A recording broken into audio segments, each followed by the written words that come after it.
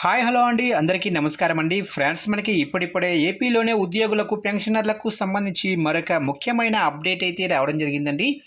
అయితే ఇందుకు సంబంధించిన పూర్తి వివరాలు అయితే మన వీడియోలో తెలుసుకుందామండి.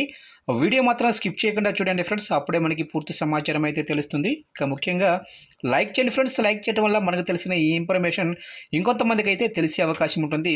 ఖచ్చితంగా లైక్ చేసి మన ఛానల్ని సబ్స్క్రైబ్ అయితే చేసి ఫాలో చేయండి ఫ్రెండ్స్. లేట్ చేయకుండా టాపిక్లోకి వెళ్ళిపోదాము. ఇక ఉద్యోగుల బకాయిల లెక్కలు తేల్చాలి బొప్పరాజు. ఇక ఏపీలో ఉద్యోగులకు సంబంధించి ఏ అంశంపైన ప్రభుత్వం చర్చించటం లేదని AP JAC Amaravati chairman Bopparaju Venkateswarlu అసంతృప్తి వ్యక్తం చేశారు. ఇక విజయవాడలో ఇవాళ ఉద్యోగ సంఘాల ప్రతినిధులతో ఆయన భేటీ అయ్యారు.